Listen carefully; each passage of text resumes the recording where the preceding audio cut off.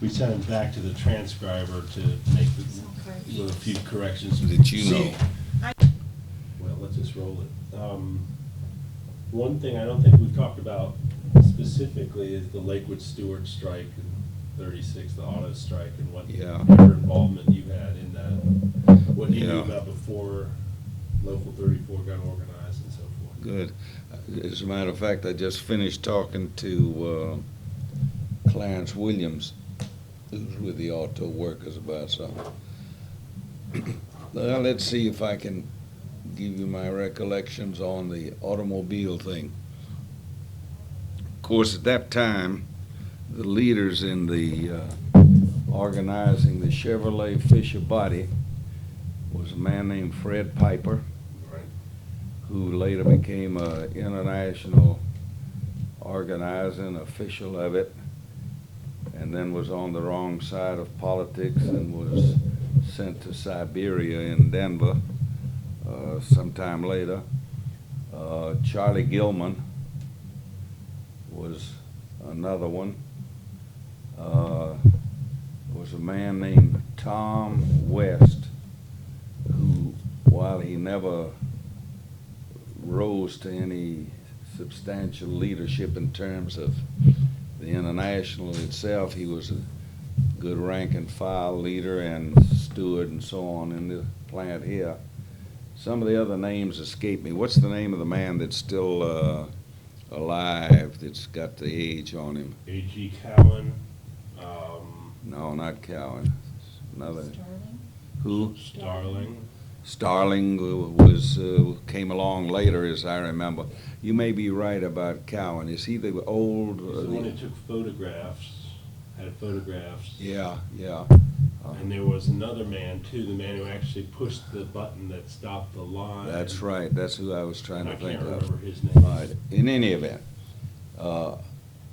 they were all active at the plant.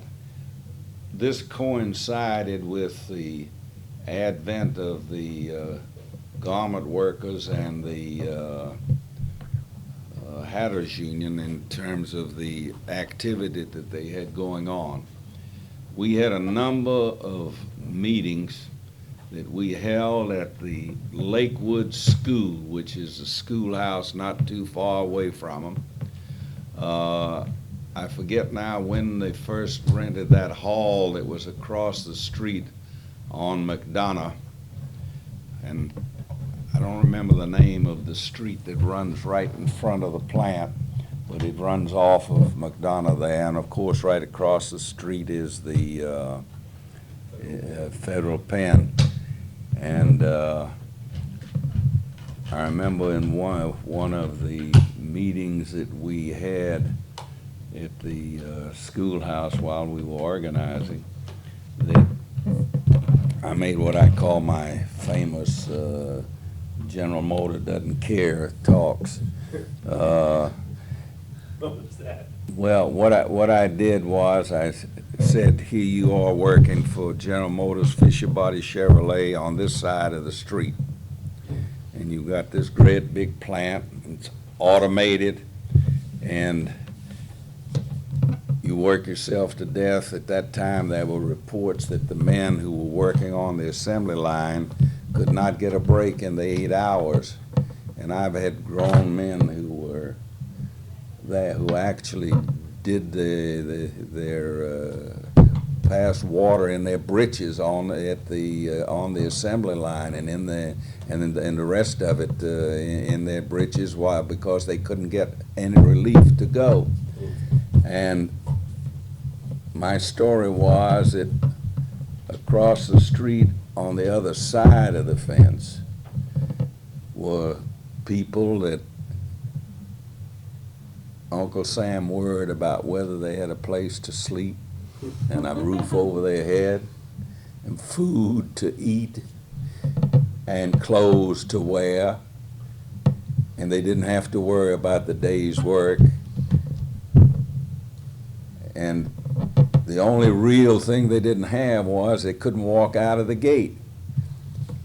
At Chevrolet Fisher Body, they didn't give a damn how they treated them. They didn't care whether they had clothes to wear. They didn't care if they had a roof. They didn't care if they took care of their families. They didn't care about a single thing. They could walk out of the gate at night, but other than that, it was the difference between, you might say, here were people who you said had no freedom. Well, what about these people who were slaves? Were slaves to the job, slaves to the machinery, slaves to General Motors, and got nothing for it. And of course, that drew a good response. I don't have to tell you, because they were all steamed up to begin with. As a matter of fact, there was another talk that came out of that was done by Zaritsky that I'll tell you about in just a little bit. But in any event, the thing kept getting hotter and hotter in the plant. People were all signed up. People wanted the union. General Motors was stalling. They'd gone through some of the, as I remembered, some of the election processes and the recognition processes, but the company was stalling on the getting a contract, and there was a considerable amount of talk that they were going to come out. They were going to come out up in Detroit. So in one section of the line, you know, they had the line in the Fisher body, they had the line for the body parts of it. In the Chevrolet end of it, they had the line where they did the motor and the wheels and all the other stuff to it. And the group that was involved with Fred Piper was probably the most militant of the whole crew. And they decided, when they heard the rumors that they were coming out up above, they were going to beat them. And they did. They sat down. They sat down in the plant. At that time, why, it was not, the labor board had not ruled that sitting down in the plant was an unfair labor practice. And they sat down in the plant. They had arranged to, they usually come in and bring their lunch. They'd buy a drink or whatever it was inside of some of the odds and ends. They had brought their stuff in. They sat down in the plant and refused to leave. The company didn't catch on to exactly what was happening locally with anybody who had any authority.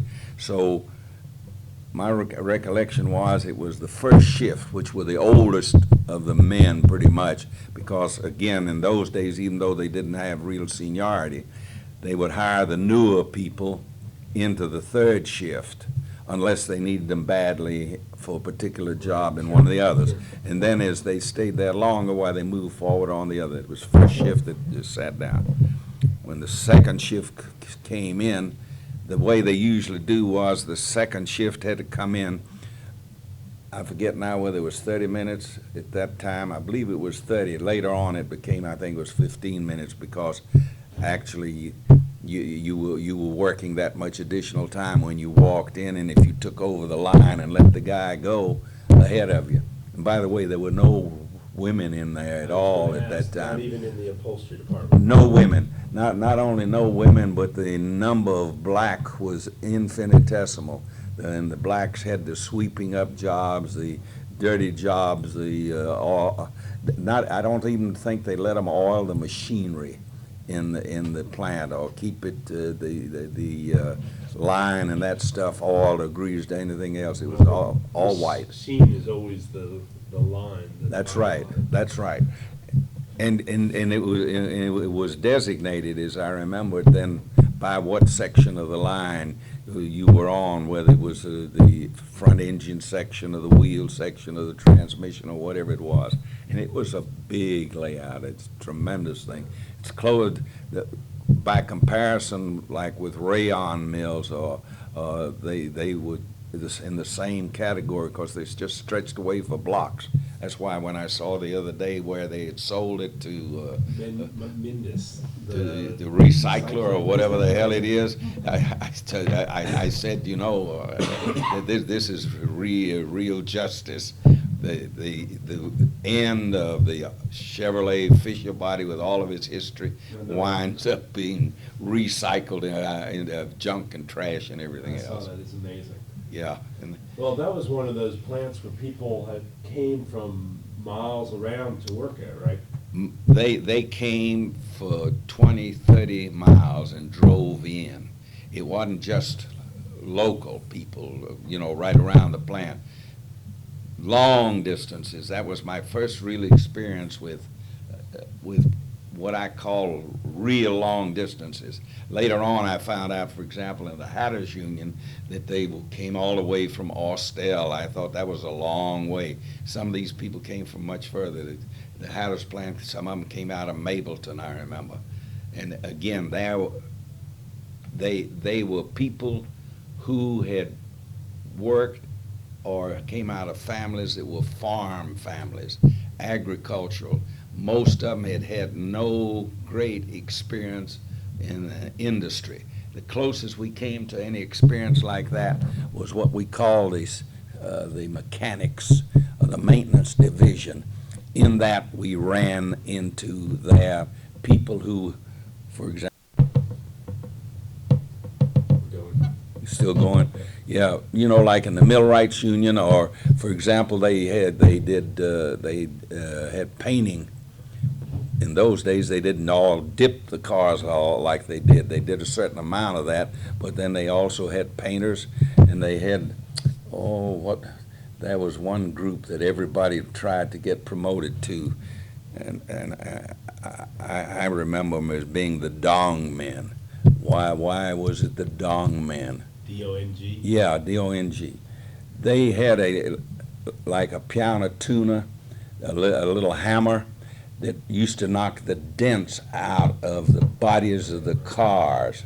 And that was the so-called easy job, because in the last portion of the production, just before they shipped it out, so they took a good look around. And their job was to look at it, and wherever there was something that you could wang it, smooth it out, they did. And they were a fantastic bunch of men. They knew just what to do, knew where to hit the metal so that it popped out if there was a little dent or whatever it had to be straightened out on the thing. Anyway, getting back to the sit down, when the second shift started coming in, you had 2 shifts there already. You had 2 shifts, which meant that the company was then faced with the fact that there were 2 shifts in the plant, and when they became aware of what it was until they got to Detroit and got back again, so the rumor was that they were going to stop the 3rd shift from coming in, and they did, by the way, by and large stop the 3rd shift, except for just a few of them that as I remember. The company immediately called the City of Atlanta police. They called the sheriff's department. They were trying to say that they were afraid that they were going to have violence there and that they were going to tear up the plant and everything else. But there was no substantial violence there, because we quickly set up the committees. I believe that's when it was that we rented that store there, but we put a tent out right on the street. They got a hold of a tent. Don't ask me who, where, what, but that tent appeared. It was a great big tent that covered the width of the street, really. You could get by with a car that kept it from blocking it, and then it was a place where you could park in front of the plant there, so that was where they set it, into the parking area and onto the street area, and they set the tent up, and the word spread just like wildfire. The first thing they just started doing was arranging to feed the guys who were inside, and the next thing we knew, the wives were coming in with blankets and with bedclothes and all that kind of stuff. It was like they were building a tent city inside, and for a while there was such a disorder by the so-called police or security and all the rest of them that they had quickly got. And I forget now, what was it, Pinkerton that they hired? Somehow I have the impression it was Pinkerton. I may be wrong, but my impression was that it was the Pinkerton people. And then they got a hold of the police department. We had a man at that time by the name of Sturdivant, S-T-U-R-T-I-V-A-N-T, I think it may be D, yeah, that's right. He was the one who was the chief of police, and he had gotten himself into some problems with the mayor, the then mayor, and Bill Hartsville, who was going to run for mayor. Who's going to run for mayor? That's right, Key. against Key, took the position that if he got elected, he was going to throw him out. And there was the episode of the police behind the billboards or something like that too. Look, they not only behind the billboards, but they had that railway siding, if you will remember. And there was more than one battle that was fought at the railway siding. The railroad people would roll the engine down the track. Our people would stand in front of it. If they stood in front of it while the engineers and the railroad people who were sympathetic to us would stay there, and they'd blow the horn, they'd whistle, you know, and ring the bell and try to edge forward, and they wouldn't budge. They didn't dare go any further, because if they did, they were afraid they'd hurt somebody. Police were there. They were trying to shove them away, and we had more shoving matches than you could believe. And as a result, they finally backed away from the railroad siding. In other words, the engineers reported, and the yard masters who were in charge of the yard were the ones who finally ordered them to back away from it. I forget what day it was, but it was one day shortly after it had started, and the word came out that the company had hired Sturdivant's son as a security guard in the plant. And of course, everybody was teed off about it, because up until that time, why, the police were trying to claim that they were neutral and all this other business. And here the son is working to bust up the strike. Zaritsky and Dubinsky came into town to meet with their organizations. I'm at the hotel. I think it was over here at the Ansley Hotel with them.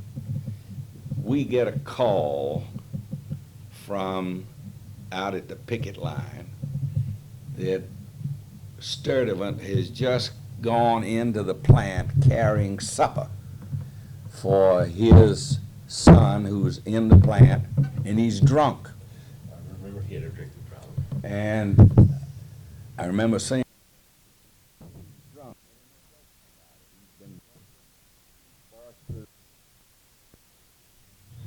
if we can't get him arrested, we can at least get publicity out of this thing and make it worthwhile. Absolutely.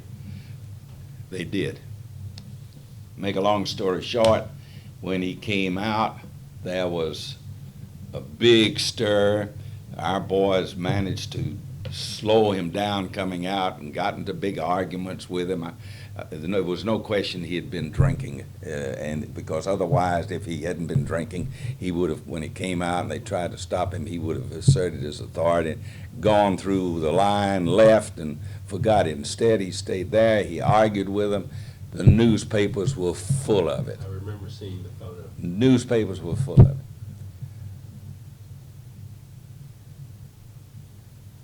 I'm not sure whether it was that night that we went down to the Lakewood school where we had a meeting, but whichever it was. No, it couldn't have been, because Thomas came in for that meeting. Thomas was the president of the automobile workers at that time. This precedes the Ruthers' Day, and it's this man Thomas, and I forget who it was that had preceding him, but it was a man named Thomas. I can't remember his first name. Anyway,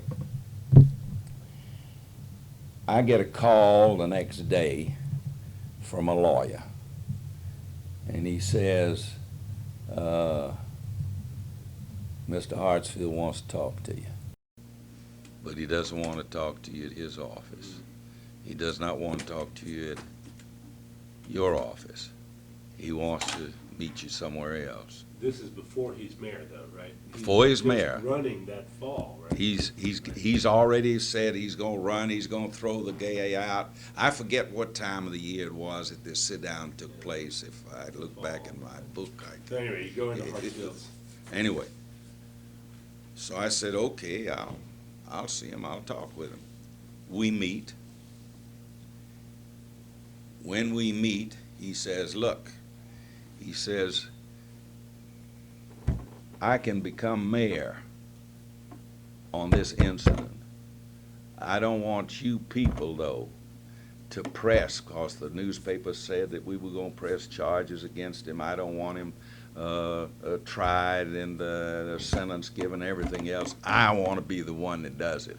Because if that happens to him, then you get the credit for it. Please don't.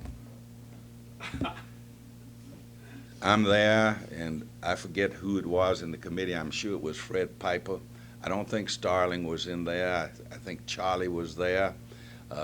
Tom West was there. The other names, you know, they disappear into the background. We said we wanted to think it over. We went into a conference room there, and we talked about it. They were hot. They wanted to prosecute him. They wanted, who the hell cares about the mayor? We want to win our strike. I said, look, it's right, you want to win your strike, but I said, here's a man that says that this is the base on which he's going to get elected. If he gets elected and we are out there, we got a friend here that ain't gonna quit. In addition to that, suppose we turn around, we go down to the police court, and we present witnesses to try him. I said, the police court judges are going to turn around and sentence him. They're going to put him in jail or whatever it is. Ain't going to be. I said, because you know, the problem we had with that day, we had started early in the day to see if we could get a warrant sworn out against him. Everywhere we went to the Justice of Peace. The Justice of Peace, they start asking us questions, and they're shying away from it, you know, all this business. Anyway, we agreed that we would work with him, provided certain things were done. You know, you got to negotiate. What were the certain things? That he would keep us informed of how he was developing his campaign. We would keep him informed. We would not push for a hearing. By that time, we had worked out arrangements where we thought that we could get a warrant to issue on him. And we would collaborate, but we wanted the newspapers to give our strike real coverage. So while we're there, he calls up the Constitution. At that time, we had the Constitution, we had the Journal, and we had the Hearst paper. Georgia. He calls them up, and I cannot remember for the life of me the newsman, and that's crazy not to be able to remember, because that man. Which paper? Of the Constitution. Now this is the one who wrote articles, and there was his byline that appeared with his name on it too, on some of the articles. McGill you're talking about. Yeah. Wait a minute, I think McGill may have been there. McGill's there at the time. Yeah, McGill was there. As a matter of fact, that could have been the one that Hartsfield called. I don't remember. All I know is he reached over to the phone, called the newspaper, and the next thing we knew, we had somebody from the Constitution up there, and we worked out the deal, and that was that we would give them every break. If we did something, and I remember now, that was one of the times that I first became as keenly aware of the fact that newspaper had certain deadlines, so many hours, you know, ahead of the time, that if we did certain things that we should do it so as to give the break on it. And as I remember it, most of what they wanted was to do it late in the day, because then the Constitution was being put to bed then. The Journal had already come out. Their people did not come in until the following morning or whatever the arrangement was for them to come in. We worked out the deal, and in the course of the discussion, Hartsfield said, now, you know, your folks are going to have all kinds of pressure put on them about this thing. And Sturtevant's going to reach out through all of the connections that he has. Now, the man who saw and who know he was drunk and who smelt it on him and who were involved with him in the argument and everything else, he said, I'm not telling you how to run your business, but it wouldn't be a bad idea to get affidavits. I said, well, you know, we've already started working up the affidavits so as to have them to be able to present to them, but this is even better. And we went to work on the thing, and we got every kind of an affidavit we could. And in the course of talking with him, he said, I wouldn't keep the damn things in my office, because that office is going to be invaded. Now, if you've got copies, you want to keep them in your office, that's all right, but put your original somewhere else. And we did. We didn't keep any copies there, and I want you to know that that office was infiltrated. They got a key to it. They went through our papers that I had in files there. Of course, they couldn't find it. They didn't destroy anything else, but you could tell that papers had been moved around, you know, because they weren't careful when they put them back again. And we dragged that thing out until he had his election. He got elected, and the first real act that he did was to pitch Sturtevant, was to get rid of him.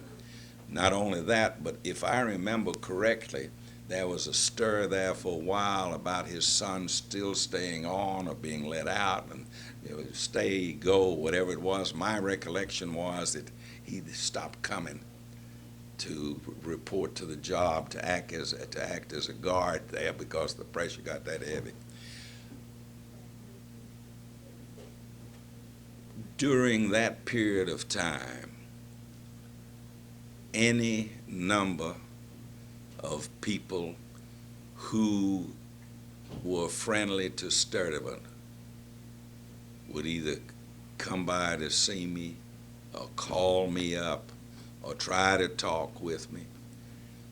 They tried to do the same thing with some of our leaders out there, not the top people, but some of them that were up in the leadership, to persuade him that he was a good guy and this was a political matter and it wouldn't help you and all this other. I want you to know that as a result of our understanding, we hit the headlines, front page, time after time after time. If you will take a look at the papers at that time, you will see that we were hitting the front page more than we were entitled to based on, you know, events, because there was no real violence to talk about. Oh, there were some incidents, but they didn't mean anything.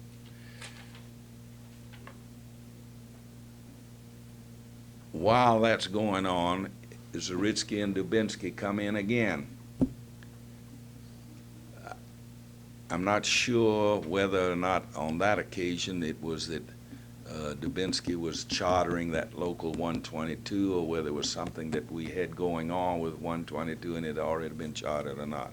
But he came in, Zaritsky came in, because Zaritsky had his organizers in here, and we were working on the big American Hat Company to organize it. We were at the hotel meeting. We get a call from some of our boys over at the plant, and they tell us that Thomas is in town and that he's going to talk with them.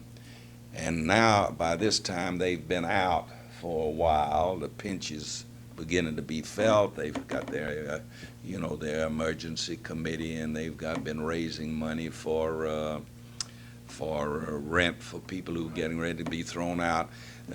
I had gotten the Workman Circle people, who a lot of them ran a number of little grocery stores, where we had a committee of the automobile workers who would go around once a week. They had a route, and they would pick up a big bag of groceries and take it to the strikers in support of the strikers. I forget now how many bags, but it was substantial. I know that it was several cars that did it. They had divided it up so that these cover one end of the town, these cover another, and this cover another, these cover another. And in addition to that, why kin people were helping them out, you know, who were not involved in the strike and so on. Anyway, they tell us that Thomas is going to be there and that he is coming in to tell them that they will get help to the extent that they can from the auto workers, because the auto workers at that time didn't have any money. They were a little oil union and they had no treasury to start with. So I tell them I'm tied up with these two men. They said, well, bring them. So I turned to Dubinsky, and he was a little bit dubious about going there because we still had some work to do. Zaritsky said, this is beautiful. We will give the first money. Before the International Union, we'll give the first money. So over to Lakewood High we go. We go to the schoolhouse. We walk in, of course, while everybody's applauding. We walk up on the stage. They ask them to talk. Zaritsky or Dubinsky was a question who would talk first. So Dubinsky, as usual, said to Zaritsky, you talk first. And I have found that Dubinsky did that many times. Why? Because while Dubinsky was a dramatic guy in his own right, he was not as quick on the structuring of his talks as other people were, but when he listened to somebody, got inspiration and then went forward. Zaritsky, on the other hand, was a real orator, spoke with practically no accent, even though he was not born in this country. He had a little of a New York accent, but not a foreign accent. Dubinsky had more of a foreign accent, if you will remember. Anyway, so sure enough, Zaritsky gets up, and he makes it what I call his famous scab talk. And what is the scab talk? This is the joke about the Almighty. And of course, Zaritsky knew that these people were religious from having dealt with some of the people in the Hatters Union there. So he tells about the Almighty, how he created man and the arms, the legs, and he ties it in with the assembly line, you know, of how he created man and put the arms in, legs, head, face, brains, on and on and on. Then how he created woman, the assembly line, and they fitted it all together. And he said when he got it done, man and woman, he said he checked over the line. He says, hell, we've got some extra parts here. So they start assembling the parts, and they had enough parts there for another man, except no brain. He says, that man will be the scab. Shall I tell you how?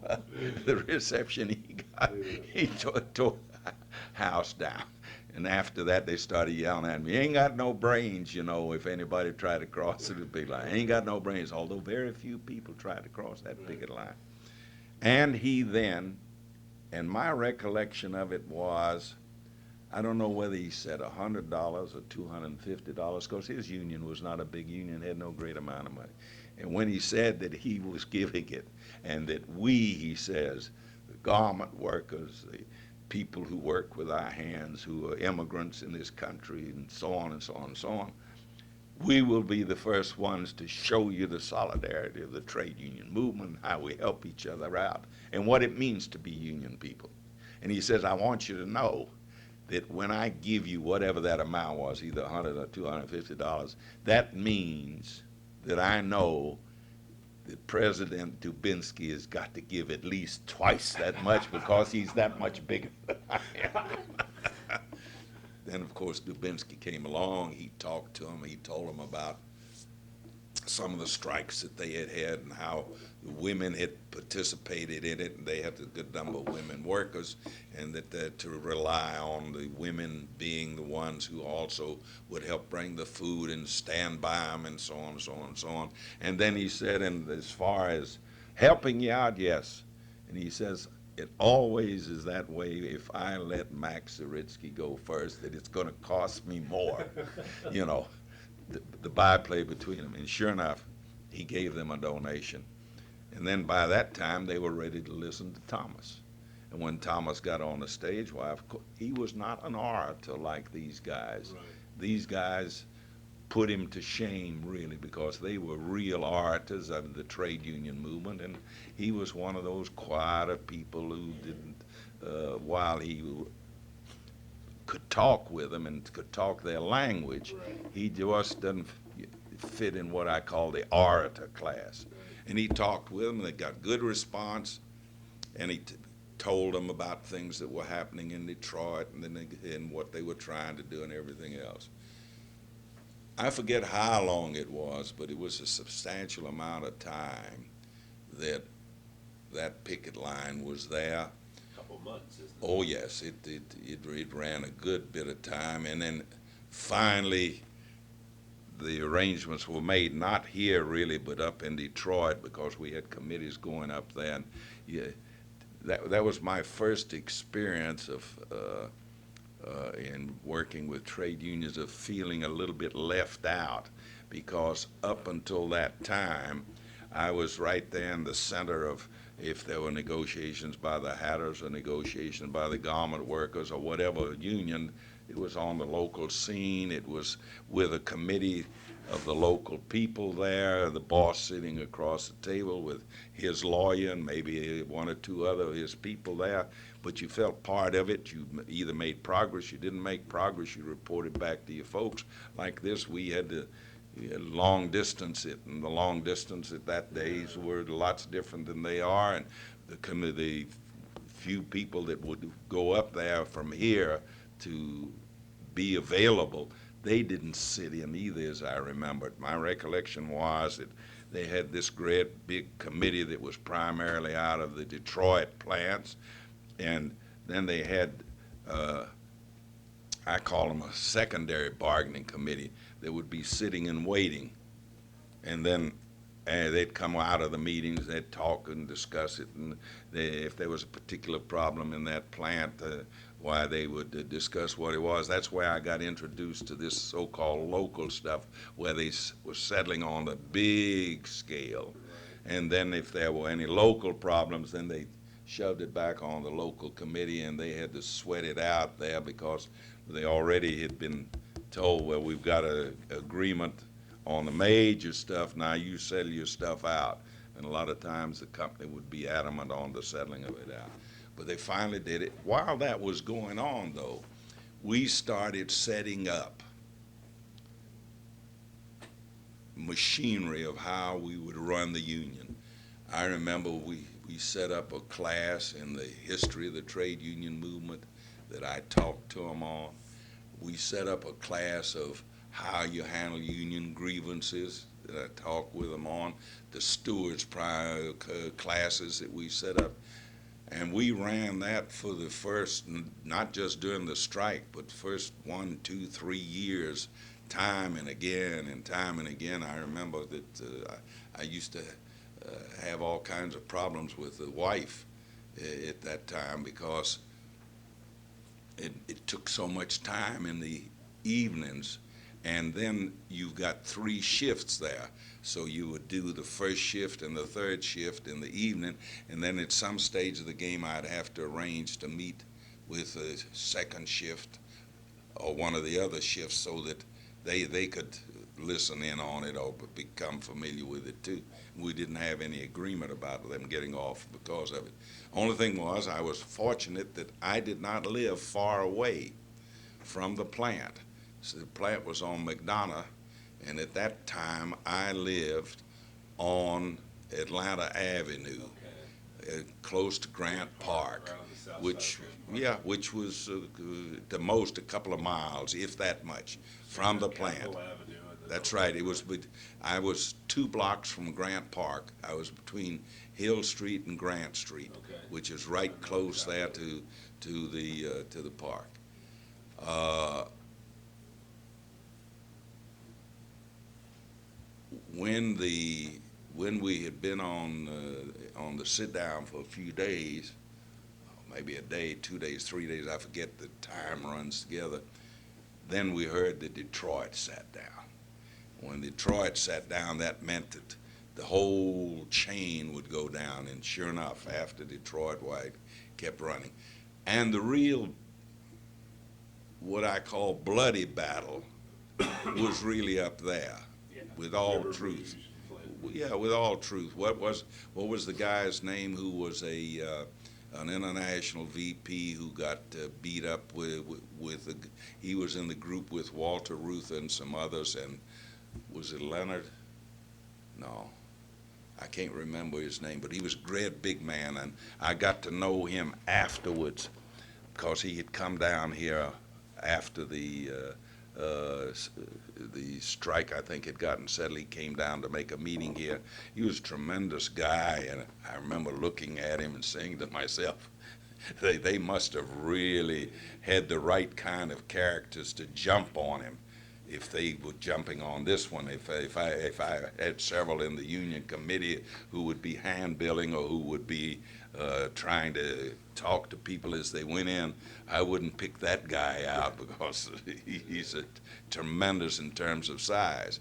I can't remember his name. He was quite prominent for a long period of time as one of the VPs when the Ruthers came in, when some of the others came in. And if you remember, in the politics of the thing, for the Ruthers pushed their way in as the thing began to grow, and they needed leadership because they were the ones who helped to furnish the leadership, and those brothers were all right in the midst of it, right in the mixture of the thing. And they used that meeting hall there. They rented it. I remember originally, when we tried to get the hall, there was some question whether they would rent it to us because of our strike situation. But the owner of the place finally agreed to do it. There was a little store there. I don't think you can call it a drugstore that was next to us, but like sundries, and it wasn't a full grocery store, it wasn't a full drugstore or anything else. Right. And then there were a couple of other little stores whose kind of business escapes me. And then just up the street, of course, is where they put their building up, the hall that they now have, and that, of course, was the first one. And there was a sharp delineation at that time between the Fisher body and the Chevrolet body. The seniority setups were completely different. If you were a Fisher body man, you were a Fisher body man, and you moved in that area completely. If you were a Chevrolet man, you were a Chevrolet man, and you moved in that area completely. Women, almost non-existent. I don't remember a single woman in the workforce at that time. As I said, blacks, very few, and they were the sweepers, cleaner-uppers. Weren't there some deaf workers? Do you recall any? Probably. I've heard Probably. once about deaf Probably. workers. Again, when they went to hiring people, this so-called big company was looking for folks that would be as more submissive and more docile. And I can believe that there were some deaf ones among them. Not only that, but in some of the parts of the plant where they had these tremendous, like shears that came down and cut on metal, or machinery that pushed metal into shapes and things of that kind, they had a racket the like of which you would not believe. Now, it's true there was enough noise on the assembly line, but these other things too, just like, well, you talk about different things. I can remember, and this man Tom West that I was telling you about, Yeah. Tom West was on the assembly line. Tom West was one of the ones that would put the doors on the cars. Okay? And I remember that he used to, when it first started, he would tell instances where when he tried to go take a leak, they wouldn't turn him loose. There was supposed to be an extra man, and a utility man that was supposed to take their place. Well, he was busy taking somebody else's place, and he had to cover so many people, he couldn't really cover them all. After the thing got running and it became questions of how the production runs and how many you have to turn out, how many doors you have to put on. So I remember that, we were into 2, 3, 4 years, maybe more. He came up to my office one day, something about a car, I believe, that he had bought, and he was having some trouble with it, and he came to talk to me about it, and we start talking, and I asked him how he was doing, and he said, they're working us to death. I said, what do you mean they're working you to death? You've got a machinery supposed to set up the loads and how many pieces you're handling, how fast the line goes. He says, well, he said they just changed the model, and I remember this vividly. We had 56 men on the line doing what had to be done with the door, all of the different operations and so on. He says they've cut it down into the 20s. He says there's just no way. I think he gave me the figure, it might be 23, 24, but it was better than half. And he said, just no way that you can stand up under it for 8 hours. He says you can do it the first 2 hours, the first 3 hours, but then after a while it gets you. And as a result, there's just no way that you can stand up under this damn thing. I said, well, have you raised a question of grievances? He said, yeah. But he says, every time we do, we're faced with, they bring in the figures from plant X, from this plant Y, from these other plants in different places, where they're doing it. He says, how can we win it? And he says, when we finish down here and we kick it up the line, there's just no way that we can win the damn thing. And that's the truth about it. There's just no way they could win it. And as a result, they kept reducing the number of people and increasing the amount of work that they had and that they would do in the plant. There was something else that, oh yeah, I remember. We used to have, there were a number of people who would get hurt in the plant. I remember one man came up to see me, and he worked in the pit. You know, when you work in an automobile plant, you figure, it's, if you're on the assembly line, you're there, you fix it up. This guy is down in the pit. What's he doing? He's got a torch. You know the rubber that they put around the trunk and the back? So they used to put some of this rubber along on the body too, so that when the sides came down on the chassis, that was there. So he came to see me, and I comes in, and he's got this hand that is all scarred, and one finger is gone, and all this other business, and it looked terrible. I said, well, what is it? What happened? He said, well, he's working in the pit, and there's a welder up above. That's what they call him, who uses a torch that heats this rubber just enough so that it, and they press and it heats it. There's some way they pressed it. And he did a little too much, and the rubber falls down. He's down underneath. It falls on him. He can't get it off of him. In the meantime, it's just burning the hell out of him. And he's screaming bloody murder. So we tried to handle his case for him, and I got to talking to him about it. He says, we got a big sign out in front that says no lost time accidents for so many days. He says, ain't a word of truth to it if you really mean lost time on that particular job. I said, what do you mean? Well, he says, take with me. I had this hand all messed up, bandaged up, everything else. I had my right hand going. They told me to come into work. I go into work. They put me over in the inventory and parts place, and I'm there sorting bolts and nuts that were taken out into the plant and then filled up back into barrels and are supposed to get back into the and he says, and these were his words, I'm doing nigger work. This is what they had hired some of the blacks to do. And on the front is no lost time accidents. Right. That's right. And he's there, all bandaged up, can't use one hand, but he's working. He says, I'm not going to complain, they're paying me. He says, and it means that they don't have to either pay the insurance company or whatever they have to do in order to finance it. Because I think they were their self-insurers themselves. And that's was part of what the life was, even after unions in there. Even after unions in there.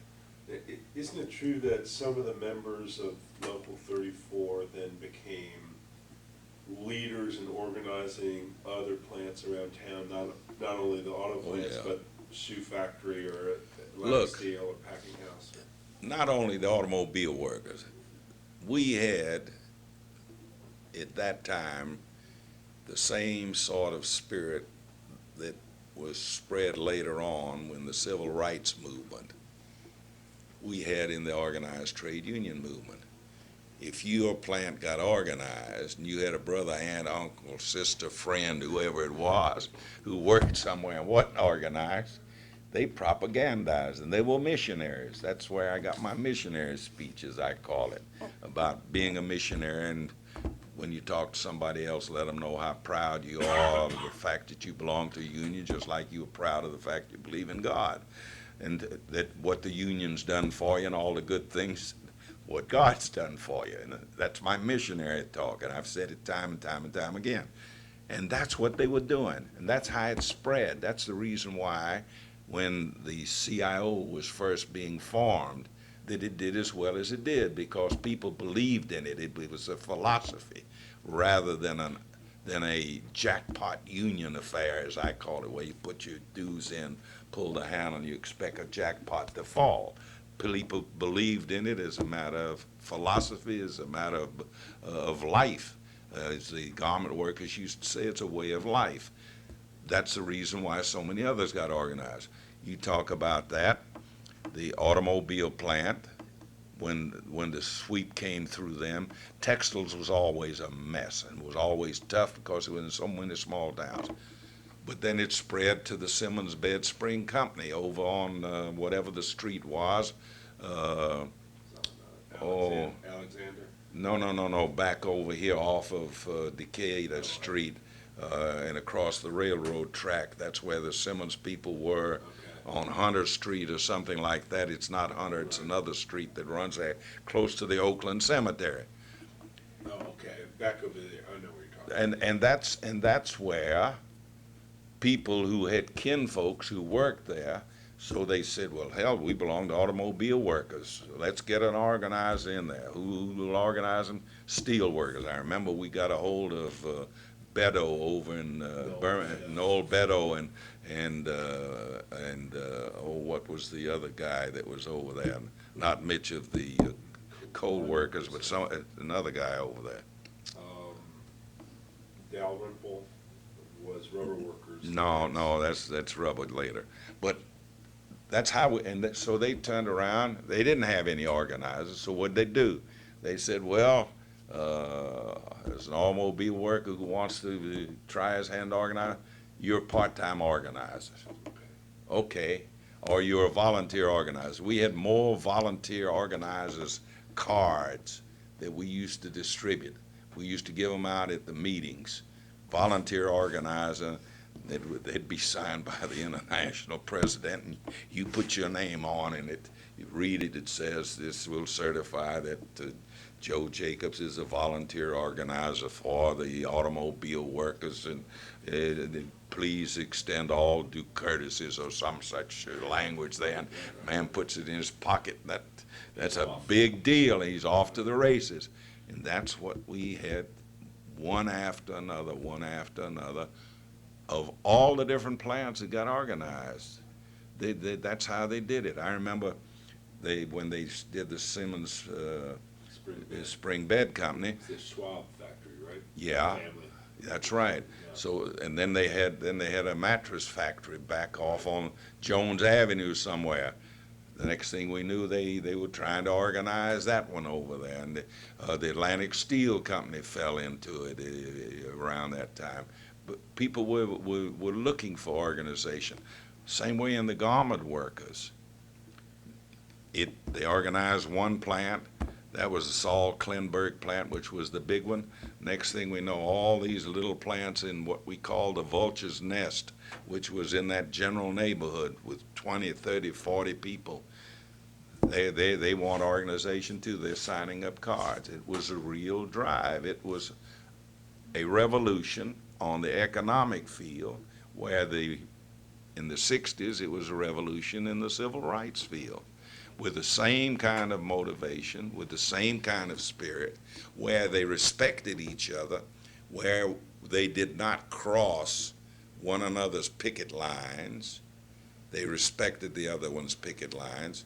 Now the civil rights movement is degenerated, where blacks cross black picket lines. I can remember when they wouldn't dare do it. Wouldn't dare, as a matter of conscience, not as a matter of fear or otherwise, but as a matter of conscience, they wouldn't cross it. Now, I've got to have a job. Yeah, but when you get that job, you're taking the other guy's job. You're taking bread and butter off his table. That doesn't bother them. How would, say, the steel workers organize both black and white workers out at Atlantic Steel? It made no difference to them. Made no difference. What they would do there primarily, though, was that they would try to go by departments. See, in an industrial plant, you don't do it on the basis of color. What you're doing is you're trying to go from wall to wall, okay? You get your leadership. By and large, most of the leadership would come out of the whites, because they were the ones who were making the better pay. They were the ones who had the skilled jobs. They were the ones, by and large, then too, were more literate. It was only an occasional one that you saw. People who went to the black colleges around here did not go to work in the Atlantic Steel plant. They were looking for other kinds of jobs in the black community, or in academic, or in academia, or post office. Post office was that was a time when it was the job. When a black person would say, if I can get a job in the post office, they got it made, and they did. They did, because it was far and above any pay anywhere else. In the Atlantic Steel, they would try to get it in the departments. You get one department, you get the receiving department, you get the place where it first take the metal and they heat it and blast and all this other. And they would go all the way through, and in those places like the Atlantic Steel, you would find more black people than you might in a plant where the work was not as dirty, as hard, as hot, and everything else that went along with it. You might find more. Even then, you had them only in certain departments. In certain departments. I can remember, and this goes back when I was a kid, in Birmingham, the Sloss Sheffield furnace over there on First Avenue. We used to go up there on the bridge, and we'd look down where they were working with this, what I call this pig iron, where it's flowing there, and sparks are flying, and we're standing on the bridge, and it's the winter, and we're hot as hell standing up there, much less where these people are down below. And who was down there? Black. The blacks. The white people, they were a little bit further down in the machinery part of it where it had already cooled down some and where there was a little bit of automation, or where they tended to things where they could be a little bit more Move the comfortable. ladle or whatever. That's right. That was part of it. And that's the difference. And it's when you look back at it, you now say, well, you know, that just wasn't right. But at that time, That's the way it was. if fait accompli, it was the way it was, you accepted it, you never raised any big question about it. If you wanted to go to work in a foundry and you applied for a job, you didn't give a damn what job they gave you as long as they gave you a job. If you went to work in a coal mine over there, you didn't care what the coal mine they did. Oh, there you were black when you went down. It didn't take long. You were already black. When you came out, you were black. And in those days, we didn't have the showers down in the mines either, where you could wash up anything else. You were black. You went home, you washed up. And then you didn't get clean like you could, because you probably didn't have running water into the way we have it now. If you washed up, well, that's the reason why I've always said that's where we got this Sunday or Saturday bath business once a week, because you didn't have to go to work that day, so you could take your time. You could really wash up. You could take your soap. You could get behind your ears. You could. Well, then Octagon soap was what we used then. Ivory soap was a luxury yet, but Octagon soap, the orange-looking, well, it's not really an orange. It's sort of a sick brown-looking Octagon soap. Oh, they used to make soap out of lye. I remember seeing them in the mining camps where they made the soap out of lye with these great big black tubs, and they made it out of lye, and they washed with it. Of course, you might have washed a little skin off with it too, but at least it got you clean. And well, you take even when you talk about industry and about conditions today, I can remember when the Saul Klinberg plant, which had 400 people, right? My recollection is they had 3 toilets for women, and they had 1 toilet for the men. The men were a very small proportion. The men might, in around 400, they ran 10%, 40 men, it was a lot. That meant that you had 360 women who had to depend on 3 toilets in a bathroom. They had no such thing as any kind of ordinance or city regulation or building regulation or anything else. The only thing that came close to meaning anything was that at least the lofts had to have a fire escape. Now, don't ask me whether the fire escapes were adequate or not, because if it had 1 fire escape, it probably was sufficient to get by the building code. If it had anything more than that, it was probably over the ordinance of whatever it was.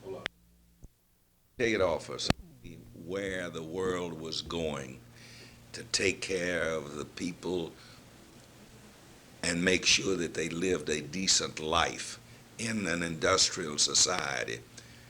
When we tried to set up this National Health Service, when we tried to set up all the different benefits that we did, we fell behind. The European countries got it. Britain got it.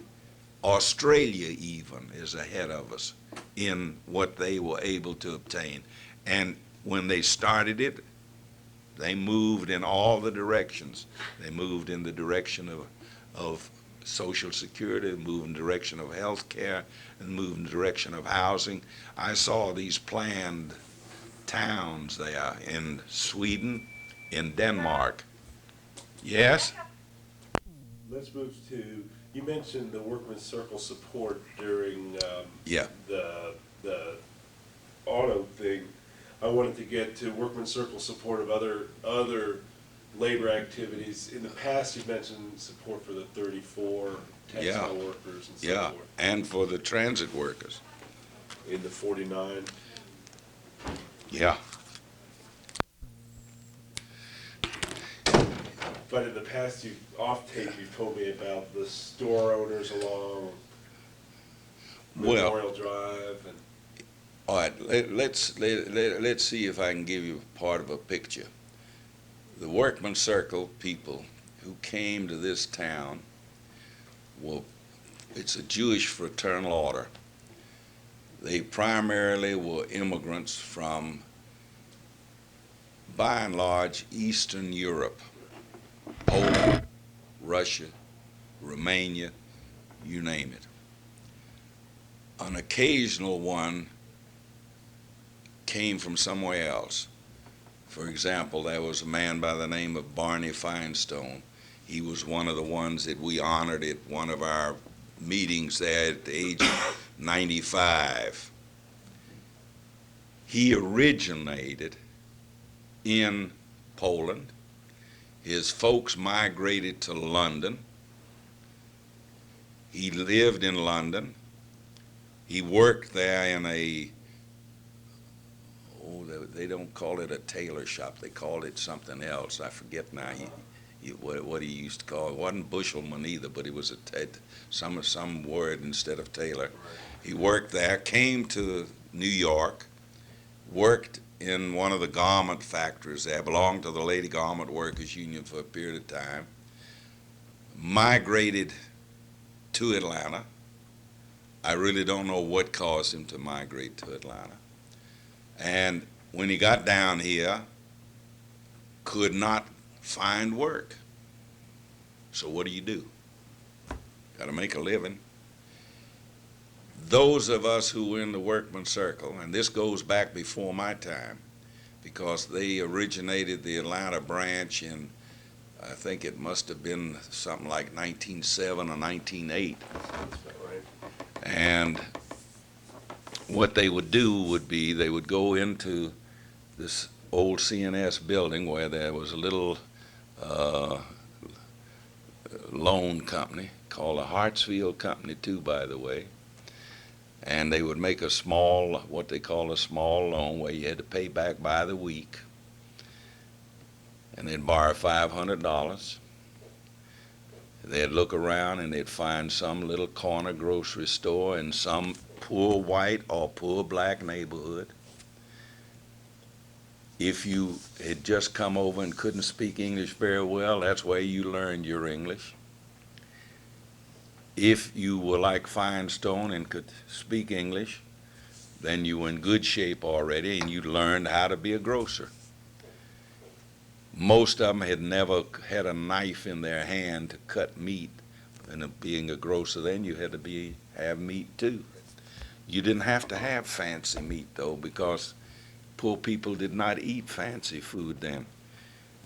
You had fatback, you had any kind of hog or pig meat, you had the hoofs, you had the snouts, you had the cheapest of the cheap. In those days, the organs of the animal was still being used much more than we use it today, like the lung, the brains, the liver, things of that kind. All of those were so-called, if you had that, that was a delicacy. Not only that, but then they used to, as one of their good items was soup bones of any kind of the animal, and the wives used to make soup. They'd make soup stock, and they'd put the bones in. If there was a piece of meat in there, it was unusual, but it was usually the bone. And they became butchers too, and that's how they learned. Now, and in those days too, which was just as we were turning from the horse and wagon to the automobile, distances were not like they are today.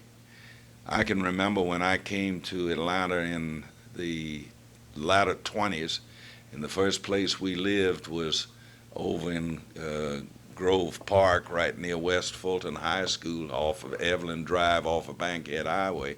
That was a long way out. That was a far piece out. The reason we first moved there was because the Landau people who ran a general store just a little further out lived there, and there was a house down the street, so we rented that house.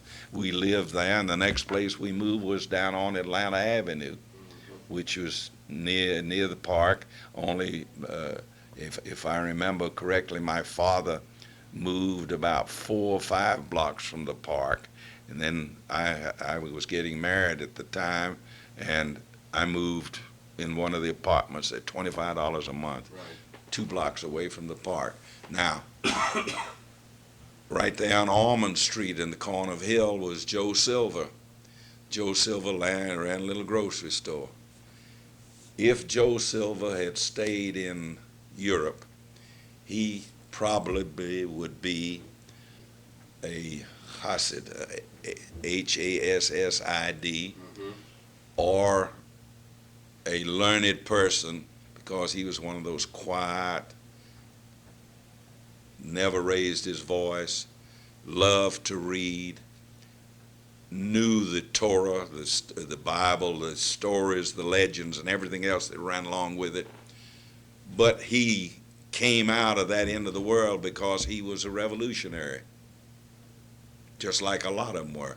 And when I say revolutionary, you take Feinstein. Feinstein was originally an anarchist. A good number of these people were socialists. A good number were just radicals. Some of them were religious. Some of them were not religious. Some of them were atheists. Some of them were agnostics. It was a mixture of everything that came out of there. The reason that a lot of them started the Workmen's Circle in 7 and 8, or when that period was there, is because the revolution of 1905 in Russia threw a world of them out, because they were hounding them, they were putting them in jail, they were sending them to Siberia, and they were trying to get away. A lot of them were being, at that time too, the Tsar had made it tougher on people getting out of the service in his army. Prior to that time, you could buy out. At that time, he was supposed to see that you couldn't buy out. Even then, the story was that if your people were rich, and if you were wealthy and you had pull, if you had connections, you could get out of serving in the army. So many of the Jewish people did not want to serve, not necessarily because they were revolutionary, but because there was no kosher food there. There was no food like they were used to eat there. And when they did serve, and they were serving with these peasants who were farmers, and they had no relationship that meant anything. It was like, as one of them said, being in Gehenna, which was in hell, because there was nobody to talk to. Most of them of the Jewish people could read and write because of having gone to some kind of school or having learned the alphabet and so on. Here they were serving with people who could not write their names. They were serving with people who never took baths. They were serving with people, not that they took that many baths, because whatever they took, and people who didn't care whether they ever changed clothes. I remember them telling stories about Purim, as they called peasants, that they put it on and wore it till it rotted off or fell off of them, the clothes, and you could tell when they were coming a mile away. They would open these stores in this town, and little by little they'd begin to make a living. And each week they would make the payment. We would sign the note. They would go down and make the payment. We had arranged with the people who ran Hartsfield, and I can't remember there was a lady who worked in the office, but there was a man who was in charge of it, that if, say, Joe Jacobs did not make his payment on Monday like he was supposed to, didn't come in on Tuesday, on Wednesday, the man from Hartsfield called up whoever was the secretary of the Workmen's Circle, and told him about it, and he then would get in touch with the fella and find out why he hadn't paid. If the man had sickness or was impossible for him to pay, so then he would call up. If we three had signed and he figured, well, you are better off than I am and she is, he would call you up and say, well, make the payment this week for Sam, or make the payment this week for Morris, or make the payment this week. We'd make the payment. Or if he thought that he had already established his credit well enough and good enough that he could miss the week, he'd say, well, he's sick. He'd call him up. They'd defer it for a week. He'd charge him extra interest on it. He'd pay it at the end of the loan instead of paying it at the beginning of the loan. But these people set up a school, a shul, where they taught their kids Yiddish. Taught them Yiddish, not Hebrew. Because at that time, Hebrew was a dead language. Hebrew did not become revived until 48, when the state of Israel came in and the decision was made by the people who pioneered it and the Zionists who were the leaders in settling it, that the language from here on will not be Yiddish, but it will be Hebrew. And that's when they started giving themselves the Hebrew names. They would close their grocery store 7 o'clock, 7:30, 8 o'clock, when the last customer that they thought might buy anything came. And they used to do pretty good business, by the way, either very early in the morning, they opened very early in the morning, or late when people came home from work. People didn't buy much during the middle of the day because they were working. Poor people were working, whether they were white or whether they were black. They used to go, they originally rented a place on Capitol Avenue where they used to hold their meetings. They started their little school there. They found that it didn't work out by renting, because then they wanted to meet for one evening and somebody else was meeting there and the kids didn't have the full run or whatever it was. So they finally bought on the corner of Fulton Avenue and Capitol Avenue. They bought an old house. And in those days we did not have to worry about converting it into a school or anything else. And they converted it into a school. You walked into the first room, which was had been like a living room, became the room where everybody came in and where they put their clothes and that sort of thing. On the left-hand side, they had a library. Got to have a library with books, all of them in Yiddish, and they had pictures on there. What were the pictures? The picture could be the President of the United States then, and right next to him could be Karl Marx. And right next to him, what was his name? Leo, an old-time revolutionary from Russia, Leo. E.M. Trotsky?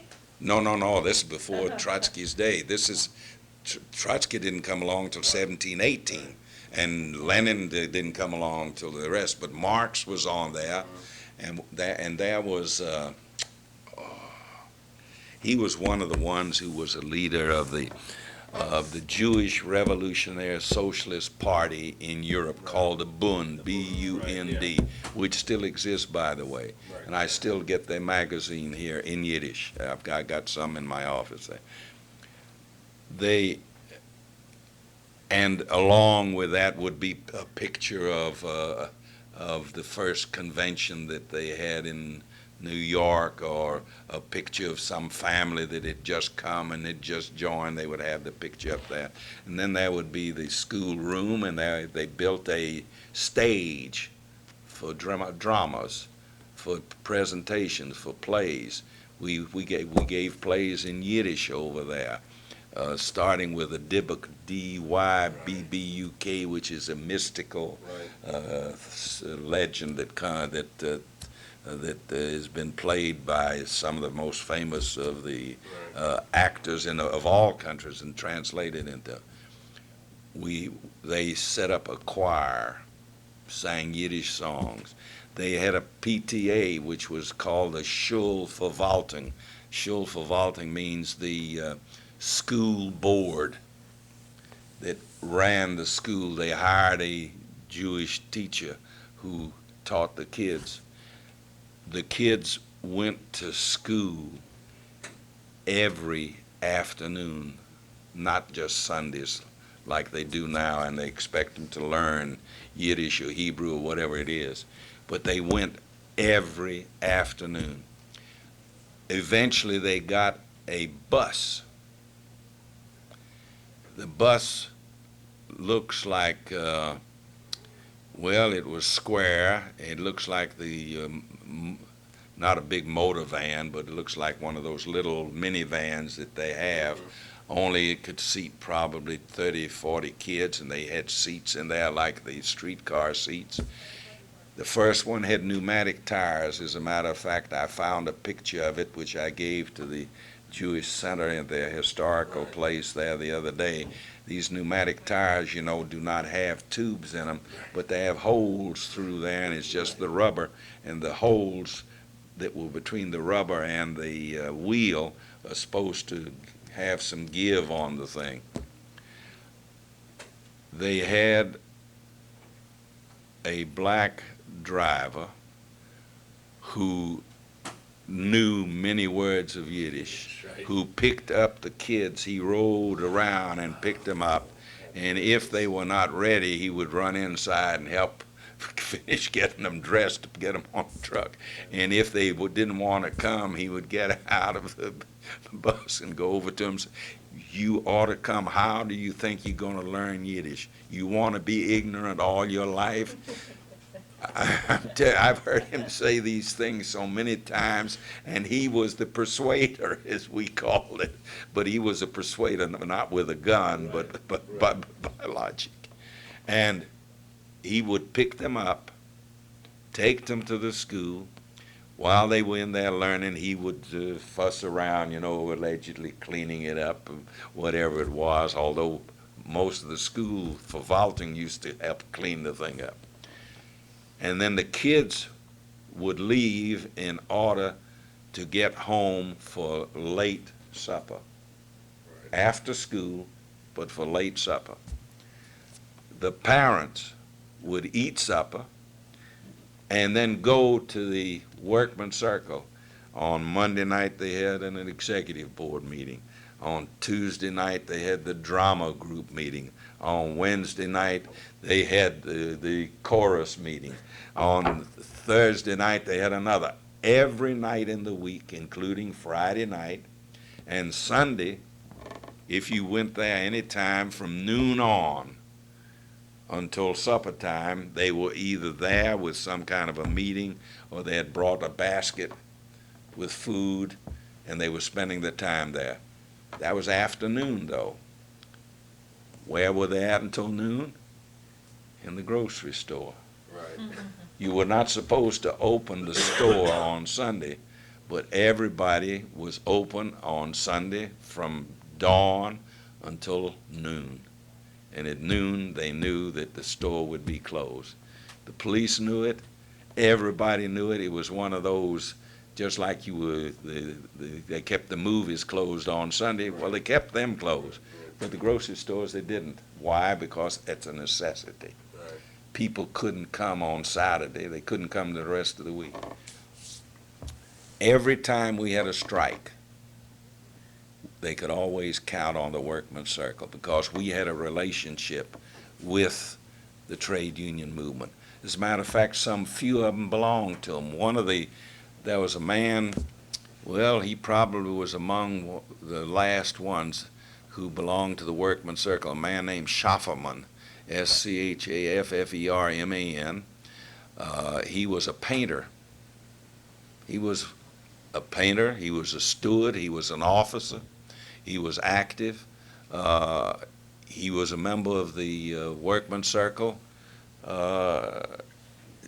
It was part of his life and of his family.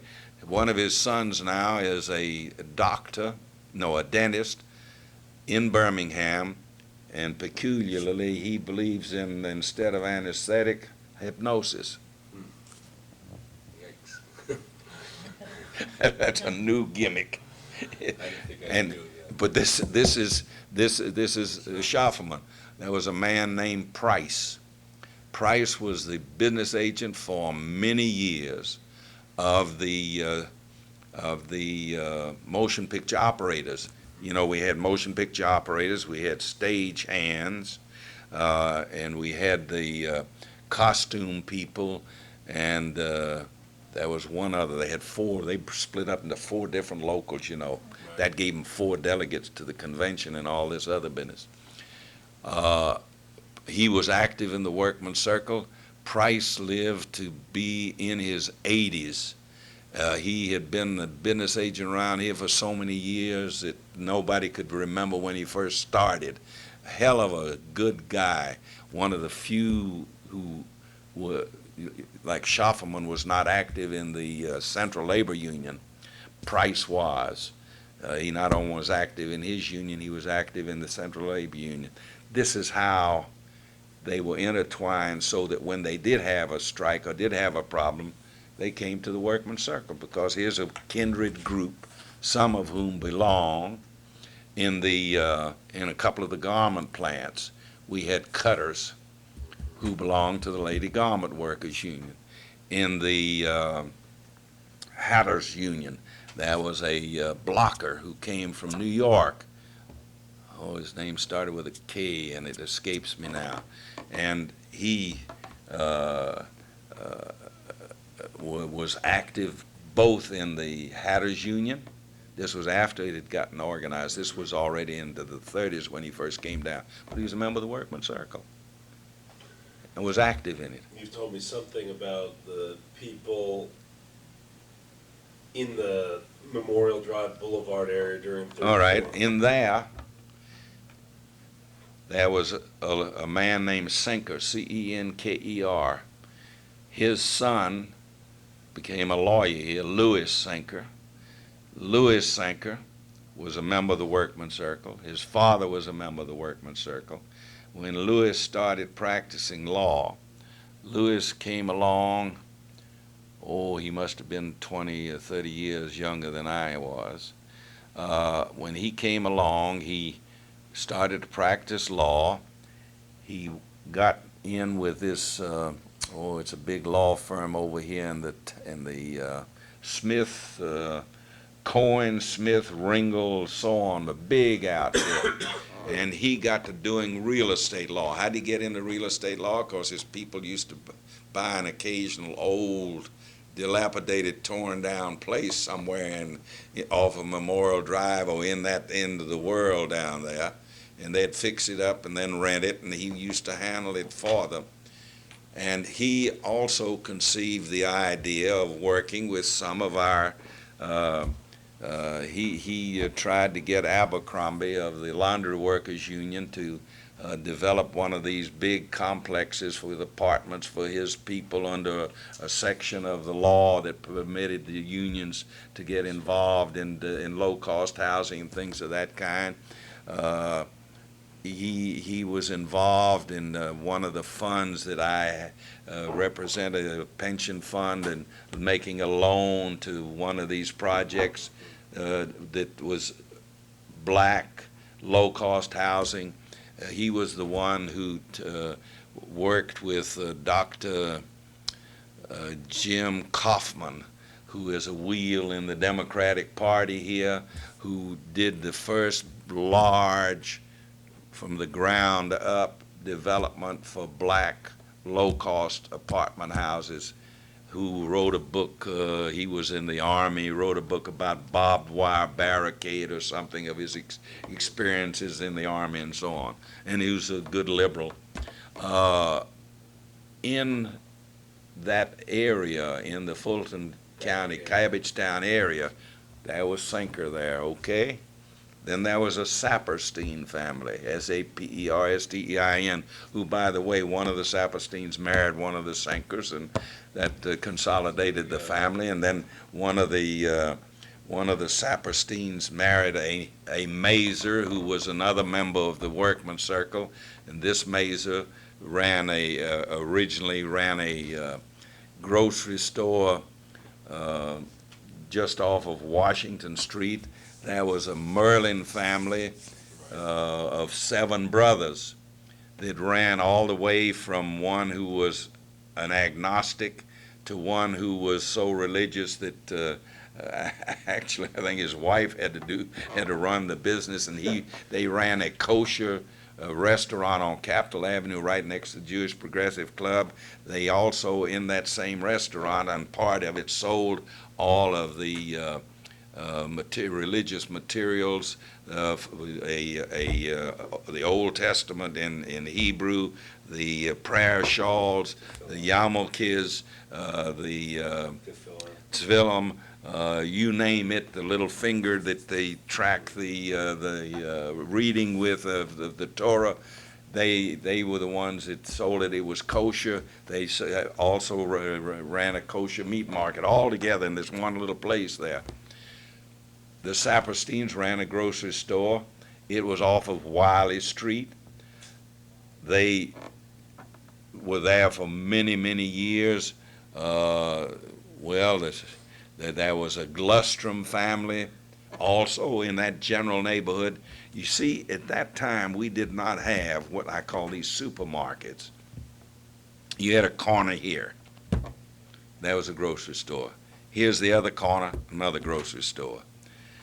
In that area of Cabbagetown, I would wager that there must have been 10, 12 little grocery stores, all of whom made some kind of a living selling groceries. They did it on credit. Where if you traded with them, you could turn around and you could buy during the week, and you're supposed to pay on Saturday. If you didn't pay a full thing on Saturday, so part of it went over the next week.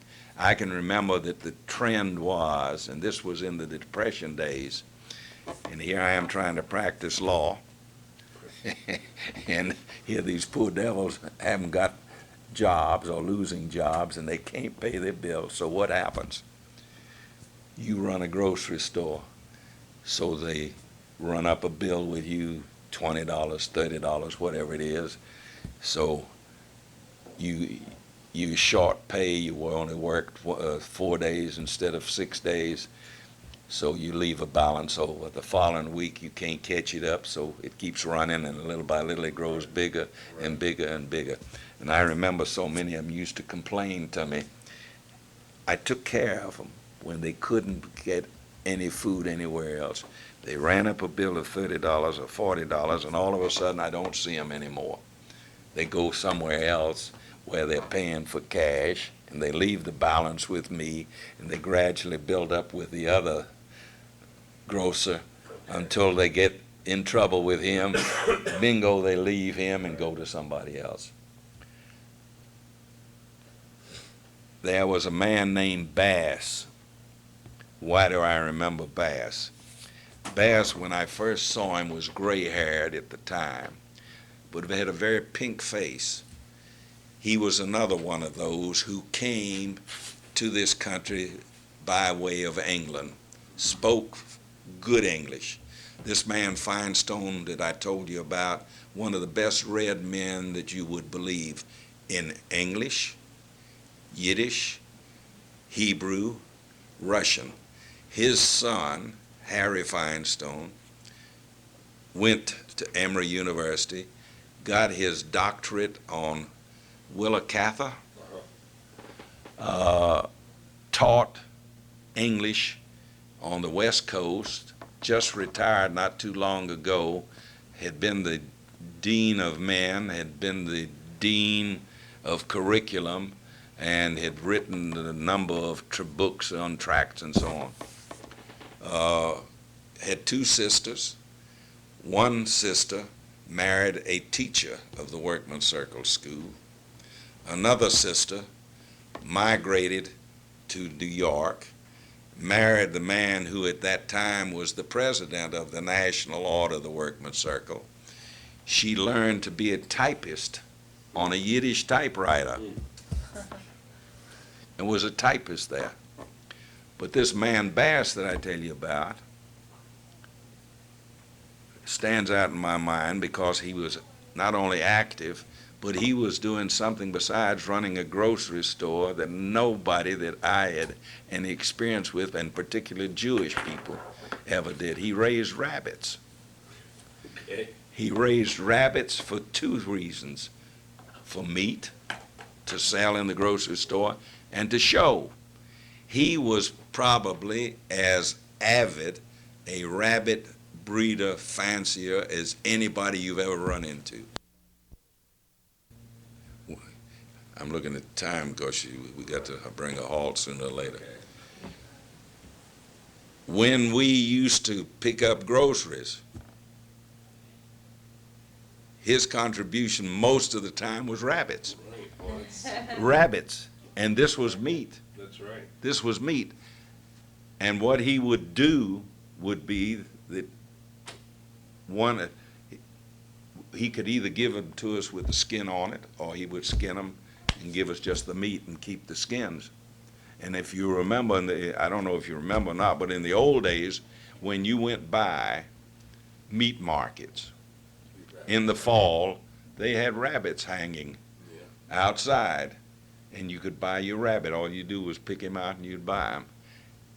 And I can just imagine now if I went and brought a rabbit home at my house, my wife would have a fit. I have trouble with her when it comes to scaling the fish, much less to skin a rabbit. I've had a problem too. I want to get rabbit every once in a while, and I'm not allowed to bring it into the house myself. But these are the people who were in that area. These are the people who used to help. And their relationship with the trade unions was that. For example, there was, you see, at one time there were a number of people in the trade union movement here who were also either immigrants or first-generation immigrants in the trade union movement. We had some in the teachers' union. We had some in the musicians' union. In the musicians' union, we had this man who was down at the courthouse and who was a officer of this Central Labor Union. Carl Karsten. Carl Karsten, that's right. You see why the comity of interest is there? Because they came out of the same climate, they came out of the same life or living or conditions as one another. Only difference is here that some of them are Jewish and here some of them that are not. And in terms of their relationship with the community itself, they were not looking for a relationship with the German Jews. Right. The German Jews were the elite group. They were the ones who looked down, as we used to say, down their nose at the much poorer Jew who came from Romania, who came from Poland, who came from where? Even from France. They looked down at them too. And there were a few of them that came from France, but most of them were not as well off. And the German Jews, by and large, had come over a little earlier and had become a little bit better settled in terms of dollars, in terms of family and everything else. And some of those same families are still around here now. I can remember the Selig family was one of the big things. Oberdorfer family used to be a great big thing. The Hirsch family used to be a big thing over here. Montags used to be big. I'm trying to remember the insurance man. There was an insurance man here. Oh, the Baum family was a great big family too. I cannot hear Liechtenstein. The big philanthropists in this town, were Oberdorfers, Liechtensteins, Seligs. If you wanted money in big dollars and you could get them to contribute, they contributed big dollars. But these were the German Jews who had no real relationship and who looked down on these Jewish people. Why? Because their background were workers, their background was revolutionaries, their background was one where they did not assimilate as fast as the German Jews did, as some of the others did. And as a result, why there was It was like a different world completely, Right. different world where well, we used to have the Labor Day parades, right? The Workman's Circle did not participate in the parades, but they used to be there watching them. They used to be there applauding them, standing with their banner. So they would know that here we are standing. And we used to be on Peachtree Street. On Peachtree Street. If you want to know the place where we used to be, it was in this block here that runs to 5 Points, where the Bank of Georgia is, or whatever you call it, on this side of the street. Why on this side of the street? Because at noontime, when the parade usually was running alongside there, that was in the shade. No fools you. There you are. And they used to, and they used to look forward to it. Then, when the Workman's Circle continued to grow, Labor Day was this Southern Conference Day afterwards. Then we began to miss some of the parades, if you know what I mean. They used to meet in different towns there. Right, So we missed that. We would have our own celebration. We would have our own programs and that sort of thing too. And of course, we live a different world today. How's it different? When we went to a conference, we didn't stay in a hotel. In advance, I had arranged that when I came with my family, we would stay with you. When you came to Atlanta, you had arranged you stayed with me. We didn't have the money for hotels. And when we went, it was either by bus, if the bus went there, or by train. There was no such thing as an airplane. And when we went there, the host conference usually fixed up a program with ads. That's how they helped to raise money for it. And the food that we ate was not catered, was not in a hotel, but they cooked it and served it right there in the place where we had the meetings. This was the way we lived. And this is how we did. Not only that, but if I went to Birmingham during the course of the year for whatever reason, and I didn't call up when I got there or before I got there, the member of the Workman's Circle who was my good friend or one of my good friends over there, and he would insist that I stay with him. Don't stay in a hotel. That's part of the reason, way I was able to maneuver traveling and representing some of these unions that didn't have any money either, because it didn't cost me anything. We saved the money that way. And that was the same thing. It wasn't only the Workman's Circle that did it that way. Sure. Southern Tenant Farmers Union, whenever they came into Atlanta, they called up one of us in the Workman's Circle, and they stayed with me. There was a fellow named Eddie Johnson, his wife, who worked with Mitchell over there. When Mitchell came to town, he stayed with me. Norman Thomas came to town. Originally he stayed with the Merlin family because they were the wheels. While my father was here, occasionally he stayed with him. He stayed with me more than one time. Again, that was the way we lived. What would Norman Thomas come to town for, to Atlanta? Speeches. Speaking tour. Not only that, but we had him on the Electoral College in the presidential elections. And if you will look in the archives, in the records, the people who were the electors were substantially members of the Workman's Circle. Now, the Socialist Party here was not only Workman's Circle people, though, was No, it included more than that. I mean, Mrs. Millis was in it, right? Mrs. Millis was one of them. She was one of our she was one of our native socialists, as we would call it, because she had several generations, and she was active as could be. Well, we had the League for Industrial Democracy here, if you know, and I don't know whether I related to you the story on that or not, but we used to bring lecturers down here from the League for Industrial Democracy. By and large, they were either socialists or Social Democrats or Labor Party people from England or wherever, but they were the left wing, as I call it. And we used to meet at the Wesley Memorial Church. We would run a series of lectures there where in the course of a winter we might have 3, 4, 5 that we would arrange to have them come down and talk to us there.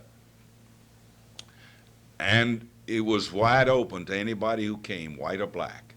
And we had black people who came too. Who would be whom? The Who would come to some of these? All right, the black people would be some who would come from the universities, who would know about it, and we had a few black trained people, Pullman porters, would come to it. Follow me? I'm They- right with you. They were the ones. Now, among them too, this driver of our bus, he's there. He's there. And we had this without any question. Not only that, but when you talk about Millis, she used to also call up one or two whom she knew that would come, would dare to come, if you want to call it that. More society types or. That's right. People who had already begun to get themselves out of the gutter and get a little bit better job or something like that. Oh, I remember, what was this guy who was the barber here? Was it Herndon? Alonzo Herndon. I remember seeing some members of his family at one of the, Norris Herndon. yeah, at the thing. And then we kept that going for a number of years. What was his name? Who was a speaker. He came from Switzerland. He was a good socialist. Oh shoot, he was active in that party too. And he was scheduled down here for a meeting, and we go to the meeting. And this was at the time when, over in Alabama, we've had some Ku Klux Klan trouble, and the church, which had never raised any question at all, tells us that we have to segregate. This is Wesley Memorial you're talking Wesley Memorial. So I remember Ms. Millis was there. I was there. I'm trying to remember some of the other people, but the names get away from me, and it gets dim in my memory too. Like Glenn Rainey or anybody, or no? Was that before Glenn's time? No, Glenn may have been in that group. Yeah, because he was active too. He was another one of what we call native socialists. We argue with them, get nowhere. So then it becomes a question, should we go forward or should we not? I made the suggestion there that I used later on in Birmingham, and that was to put the white people in the balcony and put the few black people downstairs, and there was only a handful of them. We would be the big group way up there. They would be down there. The rest of it's almost empty. But you want to segregate us? Okay, give them the best. They wouldn't buy it, the committee that was there at the time. They said nothing doing. We can't, if they won't do it. The meeting's off. Right? And the meeting was off, and we lost our League for Industrial Democracy because if we couldn't find a place that they would do it. We offered them the Workman Circle Hall. They didn't want to meet there. They wanted it downtown, show everybody, Church, right? Show everybody. And we'd have a good-sized crowd, but we could have accommodated them in the Workman Circle. Now, I don't know if I told you this story about the laundry workers in Birmingham, or did I? I don't recall it. Well, if I didn't, here it is. I had negotiated, several years with the Birmingham laundries. There were a number of laundries, because in those days there were a lot of laundries. They no longer exist now. In Atlanta, we used to have the American Laundry and all kinds of branches, and we had a tremendous membership in the laundry setup. We had a tremendous membership over there. And when we finished our negotiations with the committee of the management people, we used to meet with them in the Bankhead Hotel to negotiate in one of the meeting rooms there. And we had our committee, whites and blacks and the owners, no problems. We used to then meet at the courthouse for ratification meeting. And we would set it in advance knowing that we had a deadline and the companies usually came through and we settled it. And we'd had these meetings, no segregation for years, 3, 4, whatever it was. We go down there, and this, I think, was there a man named Noonan who ran for governor, and he raised the race question, but he ran for governor in Alabama. Somehow it's either Noonan or Newman or something like that. Anyway, we go over there, the committee, we've settled it, and we're feeling good, and we know we're going to ratify it. It's a mixed local, of course, 90% or better black. The officers are white, the officers are black, no problems. We get there, the county courthouse, my own native town, Birmingham, 2 blocks from where I was born. And the sheriff is there and he says, if you meet here, you gotta segregate. That's not Bull, was it? No, this is before Bull. And here is this big crowd of folks that have gathered together. You know, it'd been some that come from the Union Hall. We walked over. The Union Hall wasn't, but the Union Hall was near where the Birmingham News building was there, so it wasn't far to walk. And we argue with him, and it doesn't do a bit of good. And we supposed to ratify the thing. So I get the executive committee together, I get the negotiating committee together. What should we do? What should we do? What should we do? I call up Abercrombie. He says, I leave it up to you whether you want to meet or you don't want to meet. If you don't meet, well, it means we can't ratify it. The contract runs out tonight. I don't know whether it'll change it, won't change it. I'll leave it up to you. So we talk, we kick it around. Some want to meet, some don't want to meet. Finally, I said, look, the main reason for the meeting is to ratify the contract. We've never separated. We've never done it. They're not going to make us separate in the future. It may be wrong. It may not be wrong. I got an idea. I said, what we're going to do is, and I look around, I said, we must have 15, 20 white. We're going to put them all the way up in the balcony. Then I said, we're going to have every one of the rest of us down below. But I said, then I'm going to ask the sheriff. I'm supposed to make the report. I'm white. I don't want to talk up there. I want to talk downstairs. We got a secretary. She's white. Is she going to sit up there? She ain't going to be able to hear everything. I said, I'll be down there. She'll be down there. I said, we will have broke his segregation right in front of him, whether he realizes it or not. Now, that's what I want to do. And then I said, and you can be sure before I quit making my report that I'll tell him what I think of him. They bought it. We tell the sheriff. Good, he figured that we were going to send him up. I said, I got to get to the podium. I go over there, and they had a speaker. And I said, brothers and sisters, all you white ones go up in the balcony. We want you to sit in the center. We were breaking it again because there were so many blacks. They were sitting. And they were in the last 2, 3 rows, and we are sitting all around that thing. We're all down below.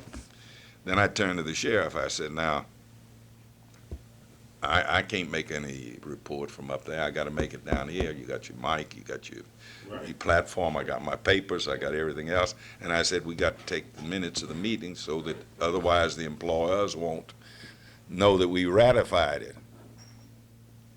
All right. We did it. We go ahead, we make our report, we ratified. And I said, now, normally, when we've done this, why we adjourn the meeting. I said, but before we adjourn the meeting, I think we got to have a little talk about some things. And then I related how we had met there before, had no problems. Why? Because people knew that if you work for a living, doesn't make any difference what your color is. You work for a living, you got the same feelings that everybody else, regardless of who you are and what you are. But because some crazy, stupid politician runs on a Ku Klux Klan platform, he scares people who are in public office. And they're so scared of the Klan that they forget that this is supposed to be the brotherhood of man, that God created us in his image. So he says we got to segregate. And I said, that's what you call bowing down to dictatorship. Wasn't the way this country was run. Wasn't the way this country was built. And I said, we ought to tell you, Mr. Sheriff, we are not going to meet here anymore. We pay taxes. We're going to keep paying our taxes. We're good citizens. But we ain't going to meet here anymore.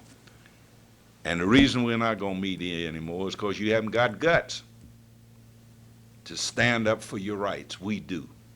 We're going to stand up for our rights. We're going to meet in places where they're not going to say, well, you one color or you're a man and you can't meet with women or whatever the reason.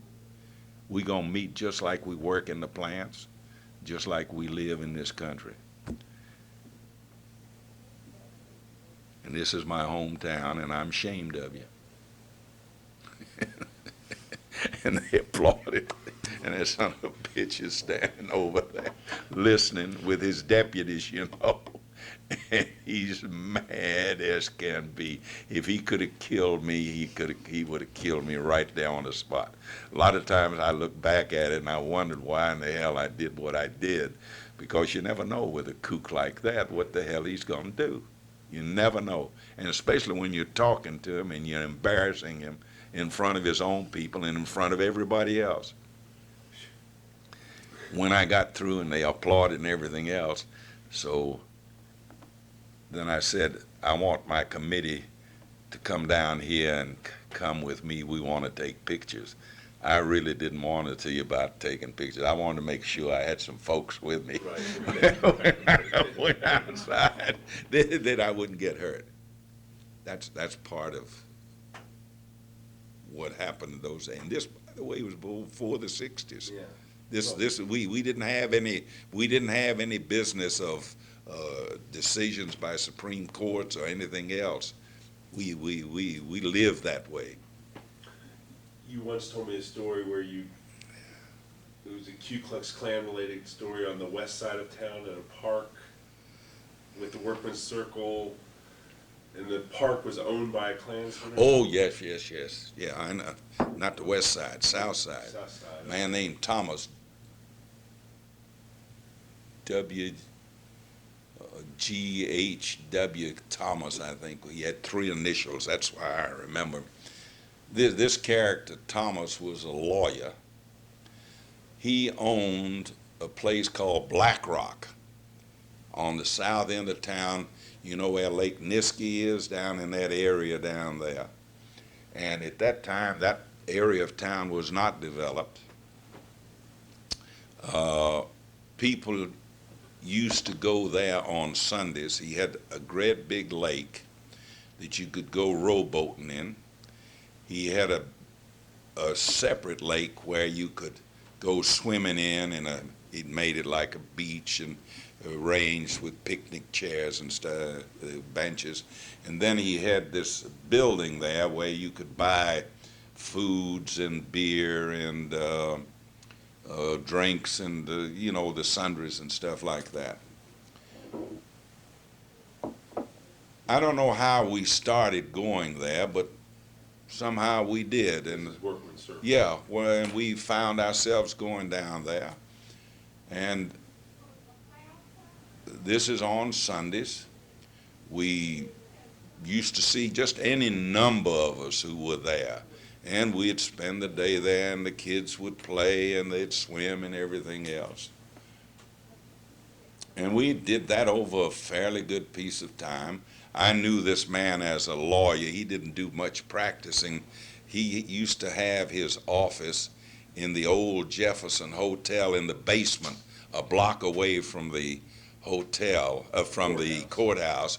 And I think he used to pick up what I call these criminal cases, where somebody needed a lawyer quick to plead to disorderly conduct or drunk or some misdemeanor of some kind. And that's how I knew him. I also knew him too because at that time, and I forgot this, there's a Kingloff lady who's been a lawyer here Mildred Kingloff for many, many years. Her father was a member of the Workman's Circle, and he owned a little grocery store off of Magnolia Street. Yes? Wendy Davis on line 2, do you want it? Yeah. Meanwhile, back at the ranch, Yeah. Mildred Kingloff. Mildred Kingloff, her father, Sam Kingloff, ran a little grocery store on Magnolia Street in the area right now where they're putting up this big Omni thing. He would never recognize it. I never will forget. He had that little store on the corner, and he was, every so often, he would buy one of those torn up, dilapidated, poor houses right up and down the street. And I remember going down there one day, and at that time he must have been well into his 50s, maybe into his 60s, but probably in his 50s. He was much older than I was, and I thought he was more ancient, And there he is on top of the roof of one of these shacks, holding on with one hand and hammering a shingle that had come off of it there, fixing it up. She was a member of the Workman's Circle, still is, by the way. Mildred? Yeah, still is. Sam Kingloff, he was a member. One of her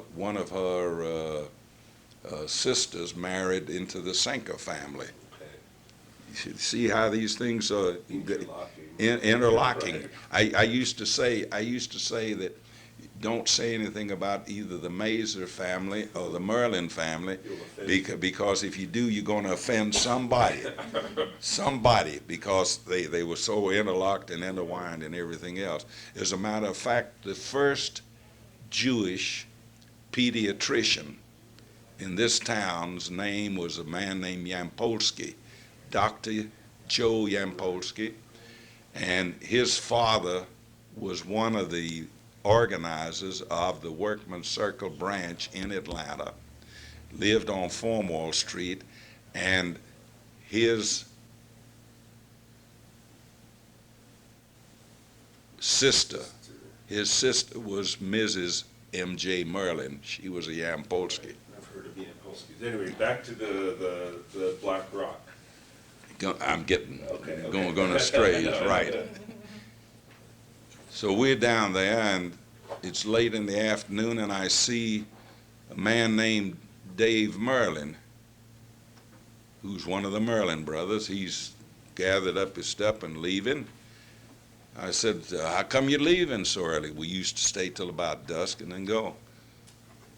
Well, he says, the people that own this place have run me off. They don't want any Jews here. I said, what? He said, yeah. I said, who told you that? He points him out. He's over there. There's Thomas over there. He points him out. I said, that's not right. If he doesn't want you here, then he don't want any of us here. I said, wait a minute.